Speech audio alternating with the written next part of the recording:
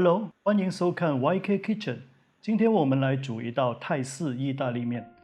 这是我大概20年前在曼谷背包旅行的时候吃到的，这个味道一直都很难忘。首先来煮面，水煮开后，我们下一点的盐和油。一人份呢，大概是60克的面条。由于面条煮好之后，我们会再翻炒。所以我会从包装上的烹煮时间提前1分钟拿出来，这样炒过之后的口感就不会太软了。在煮面的同时，我们就来先处理一下材料。香料方面呢，当然少不了蒜头啦，只需要把它切碎就可以了。切好后把它放置一旁备用。然后就是3条指天椒，这是超级辣的分量，吃得我满头大汗，非常的刺激。一个字，爽。不想太辣的话，就下1条指天椒就可以了。我还会加入这些黄色的灯笼椒，以增加整体的色彩，还有添加一些天然的甜味。然后呢，就是这些猪里脊肉。切成条状后，就加一点点的盐巴，稍微的腌制一点底味就好了。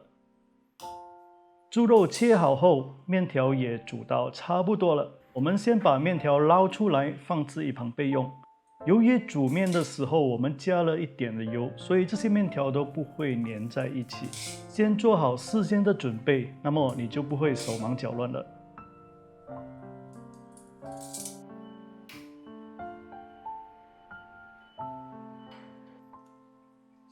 好，我们来先开始炒面。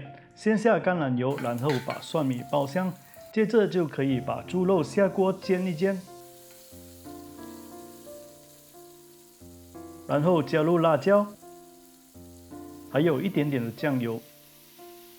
其实在腌制的时候可以加酱油，但是我觉得现在才下酱油呢，那个酱油的香气会比较浓烈一点。接着呢，就可以加入灯笼椒一起炒。稍微的炒拌之后，就可以下面条了。我会先下调味料，然后让它焖煮一下，这样就会非常的好吃。先下鱼露，鱼露的分量会稍微比较难拿捏了哦。有一些鱼露会非常的咸，要看你买的牌子而决定那个分量了。然后就加入黑酱油，让那个面条的颜色更深一些。